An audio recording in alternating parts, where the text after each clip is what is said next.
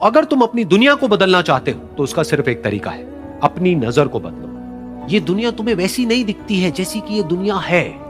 ये दुनिया तुम्हें वैसी दिखती है जैसे तुम खुद हो। जिसकी नजर जैसी है उसके लिए ये दुनिया वैसी ही है। एक बार की बात है, एक बहुत बड़ा नेता एक साधु के छोटे से आश्रम में गया, क्योंकि उसने बहुत सुना था उस साधु के बारे में, और उसके मन में आया कि मैं एक बार जाकर के देखता हूं कि लोग इतनी तारीफ क्यों करते हैं उसकी। तो जब वो उस आश्रम में गया तो वहां पर एक छोटा सा कमरा था जहां पर एक कालीन बिछा हुआ था। वहां पर कुछ लोग बैठे हुए थे नीचे और साधु जी सामने बैठे हुए थे। कुछ सवाल जवाब चल रहा था। तो जैसे ही वो अंदर गया, वो अकेला नहीं था, उसके साथ में 4 बॉडीगार्ड्स भी थे। और उसको ये आदत थी कि जहां पर भी वो जाता था लोग अपनी जगह से खड़े हो जाते थे, उसकी तरफ देखते थे, हाथ जोड़ते थे, अपना सर झुकाते थे।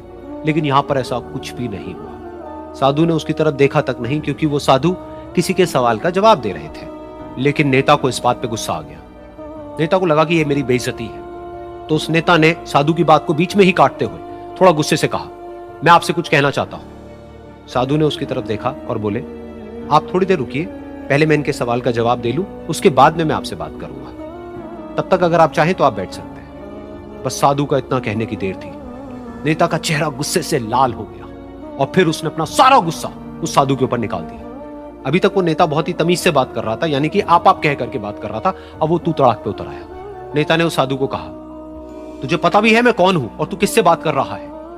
साधु ने उसकी तरफ देखा और कहा, मुझे इससे कोई फर्क नहीं पड़ता कि आप कौन हैं, लेकिन आप जो कोई भी हैं, अगर आप चाहते हैं कि मैं आपके सवाल का जवाब दूं या आपसे बात करूं तो आपको कुछ देर रुकना होगा। और साधु के ये कहते ही नेता गुस्से से पागल हो गया और वहीं सबके सामने चीखने चिल्लाने लग गया, अब मैं तुझे तेरी असली औकात दिखाऊंगा। तूने मुझसे पंगा लेकर के ठीक नहीं किया है। तुझे पता भी है मैं तेरे बारे में क्या सोचता हूं। साधु ने फिर से उसकी तरफ देखा और बड़े ही प्रेम से कहा कि मुझे इससे कोई फर्क नहीं पड़ता है कि आप मेरे बारे में क्या सोचते हैं। आप जो चाहे वो मेरे बारे में सोच सकते हैं। फिर उस नेता ने बोला कि तू चाहे सुनना चाहता है या नहीं, लेकिन मैं तुझे बताऊंगा यही सबके सामने कि मैं तेरे बारे में क्या सोचता हूं। तू एक बहुत ही घटिया इंसान है। तू कोई साधु नहीं है, तू एक ढोंगी है, पाखंडी है, और यहां पर जितने भी लोग बैठे हैं उन सबको बेवकूफ बना रहा है। तेरा बस एक ही मकसद है कि इन लोगों की जेब में जितना भी पैसा है वो सब तेरे पास में आ जाए। तू अपने फायदे के लिए इन लोगों का इस्तेमाल कर रहा है और अब मैं तुझे नहीं छोड़ने वाला। तेरा पर्दाफाश करके रहूंगा पूरी दुनिया के सामने। लेकिन उसके इतना बोलने के बाद भी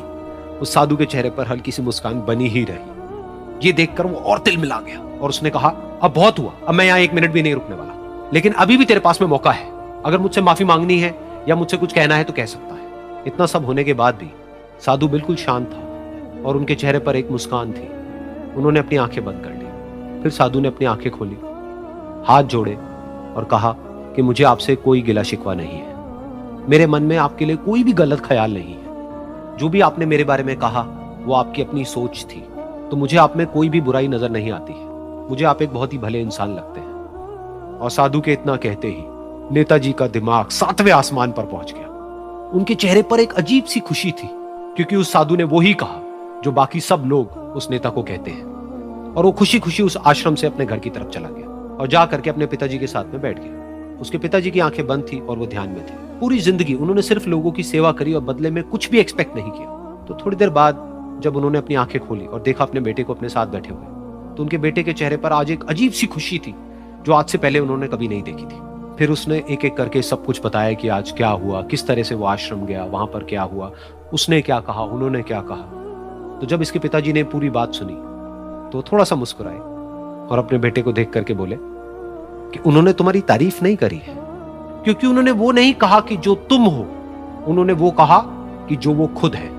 और तुमने जो भी कुछ उनको कहा वो नहीं कहा कि जो वो है, बल्कि तुमने वो कहा जो तुम खुद हो। यही बात वेदों में भी कही गई है, यथा दृष्टि तथा सृष्टि। ये दुनिया तुम्हें वैसी नहीं दिखती है जैसी कि ये दुनिया है। ये दुनिया तुम्हें वैसी दिखती है जैसे तुम खुद हो।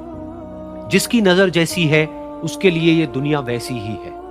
तो अगर तुम अपनी दुनिया को बदलना चाहते हो तो उसका सिर्फ एक तरीका है, अपनी नजर को बदलो।